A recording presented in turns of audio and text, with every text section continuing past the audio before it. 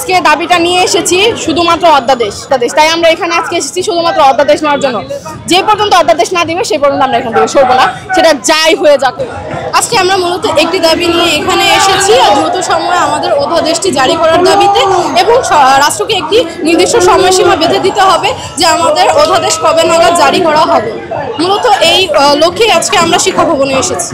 আমার ডিপার্টমেন্ট থেকে আমাদের শিক্ষকরা কোনো রকম বিপক্ষে অবস্থান নিচ্ছেন না, কিন্তু আমরা যতটুকু তথ্য পেয়েছি যে বিভিন্ন কলেজের শিক্ষকরা বিরোধী দলে অবস্থান করছেন, অর্থাৎ অধ্যাদেশ তারা চাচ্ছেন না।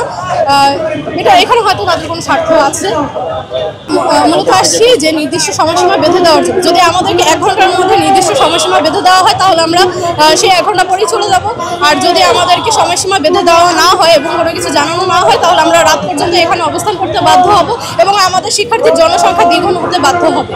আজকে আমাদের দাবিটাই হচ্ছে যেন আমাদের অধ্যাদেশটা দেওয়া হয় আমাদেরকে। আমরা একটা সময়সীমা দিয়েছি যে এই সময়সীমার মধ্যে হচ্ছে অধ্যাদেশটা জারি করার জন্য। তো আপনারা দেখতে পাচ্ছেন যে 1 বছর হয়ে গেছে যে আমাদের শুধু আশা দিয়ে যাচ্ছে, কিন্তু বাস্তবে কোনো কিছু হচ্ছে না। ঠিক আছে, এই জন্য এই দাবি আদায়ের জন্য যেন আমরা অধ্যাদেশটা পাই, এই জন্য আজকে আমাদের এখানে অবস্থান কর্মসূচি করা হয়েছে। আমাদের দাবি না পূরণ করা হয় বা অধ্যাদেশ জারি না করা হয় তাহলে আমাদের এই কর্মসূচি চলমান থাকবে। আমরা মূলত এখানে দাবি নিয়ে এসেছি যে আমাদের বিগত দিনগুলোতে দীর্ঘ 1 বছর ধরে আমাদের আন্দোলন সংগ্রাম চলমান ছিল এবং সেই চলমান আন্দোলনকে পরিসমাপ্তি ঘটাতে চূড়ান্ত অধ্যাদেশ জারির দাবিতে এবং চূড়ান্ত অধ্যাদেশ জারির স্পষ্ট রোডম্যাপ যে এখান থেকে খোলাসা করবে এমন দাবি নিয়ে আমরা মূলত এখানে এসেছি। আর আপনি যে কথাটি বলছেন শিক্ষকের বিষয়টি, আমরা কলেজে সকালবেলা শান্তিপূর্ণ অবস্থান করেছিলাম এবং আমাদের পূর্ব ঘোষিত কর্মসূচি ছিল যে আজকে ক্যাম্পাস থেকে সকাল 9:45 থেকে 10টার মধ্যে ক্যাম্পাসে জড়ো হয়ে আমরা শিক্ষা ভবন অভিমুখে রওনা দিব।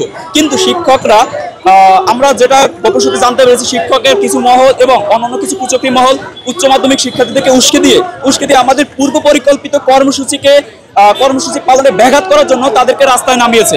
এবং তারপরে আমরা সর্বোচ্চ ধৈর্যের সাথে পরিচয় দিয়ে আমরা ক্যাম্পাস শান্তিপূর্ণ অবস্থানে ছিলাম। পরবর্তী শিক্ষকরা এসে আমাদের সাথে বাকবিতণ্ডা তৈরি করে এবং এক পর্যায়ে একটি শিক্ষার্থীকে তারা বেধড়কভাবে মারে, যার পরেও আমরা আমাদের শিক্ষার্থীকে বেধড়কভাবে মেরে তারা আটকে রাখে এবং আটককৃত শিক্ষার্থীকে আমরা সারিয়ে নিয়ে আবার আমাদের কর্মসূচির উদ্দেশ্যে আমাদের শিক্ষা ভবনের উদ্দেশ্যে অভিমুখে রওনা হই।